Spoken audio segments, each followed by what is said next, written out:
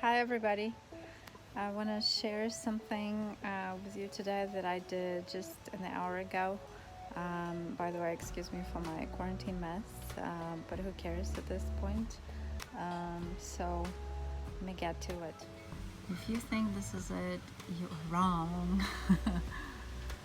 Alright, so I did these mountains and they are very cool because I've never used these colors before. So I want to show you what I did and how I did it, and also what happens after you're done painting, because there's a process of washing your brushes and it takes a little bit of time, and so you kind of need to know this.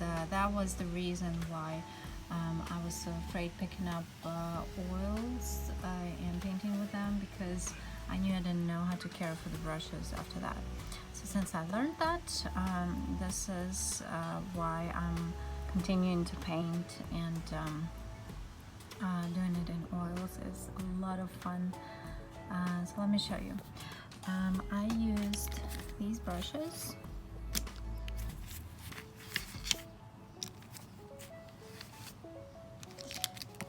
A knife,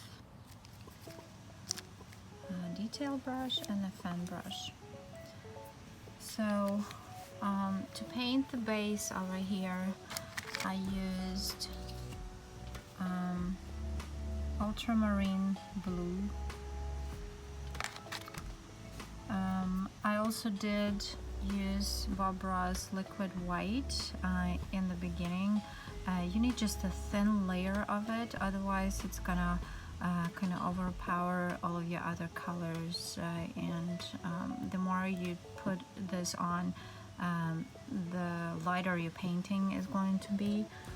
So if you want some saturated colors, better to put very thin layer of that.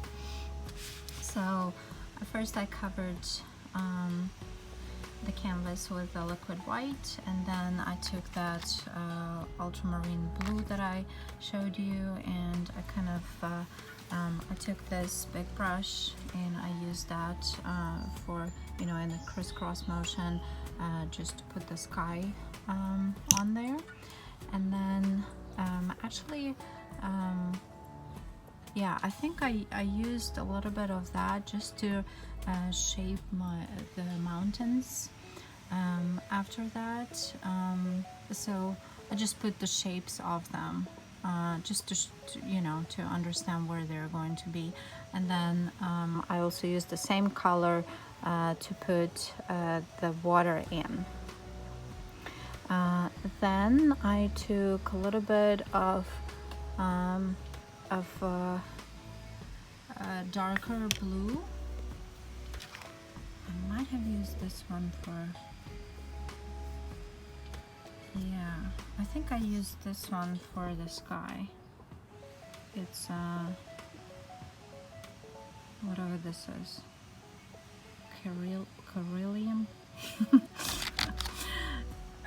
That blue. Yeah, so I think I used this one for the sky and the water, and then this one to shape the mountains a little bit better, just to give them little highlights. And then I took the ultramarine blue, I believe. I took the crimson, and I think it was burnt sienna. And when I mixed them, that's how I shaped these mountains. So you mix the color kind of on your palette, with a knife.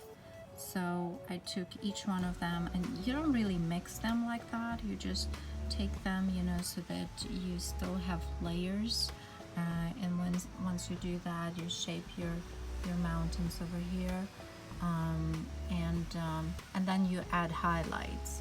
So since sun is coming from this side, I took the highlights and put them all on the right side of the mountains, and once I shape that what I did is I took this, you can use either the same brush or you can use this brush to pull it down.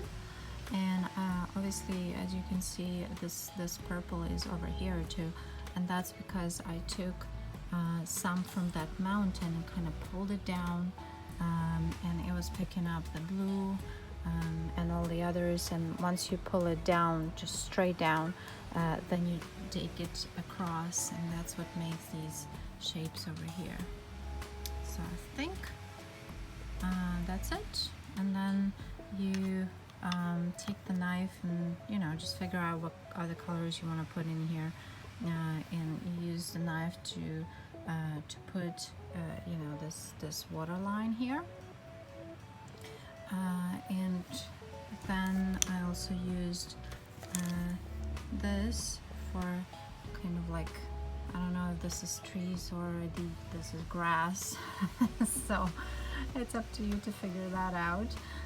But once you do that, I also took this detail brush.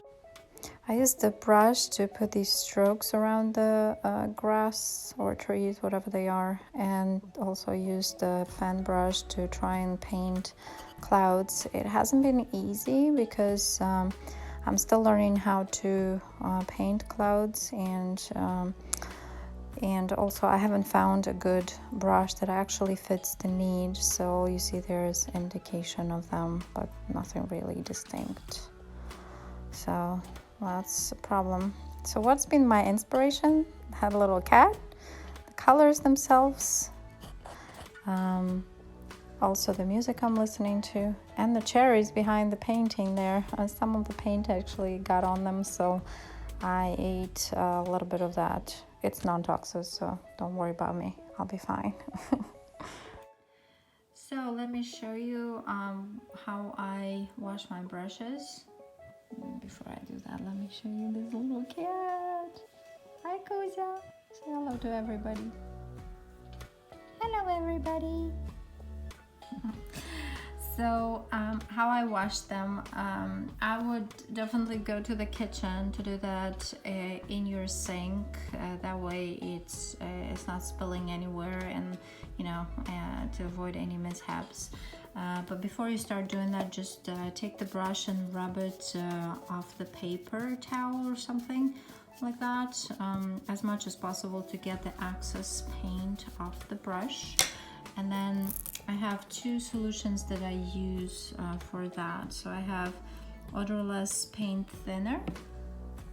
I also have Bob Ross brush cleaner and conditioner. So cool thing is that both of these things have actual description on how to use them. Make sure when you buy something it's non-toxic, because that can actually cause some health problems. And another thing that you use is just old, good old, you know, dish soap. So warm water and dish soap will be your friend as well. So what I do first, after I rub it in, I put some of this guy in a plastic cup, and then kind of you know, work it into the solution, each one of those brushes, and then put it in the sink. And so once you do that, what I do usually is I wash it off with Dawn and warm water, and once I do that, I take this conditioner, because it does say here in the description of the conditioner that you need to take off the thinner,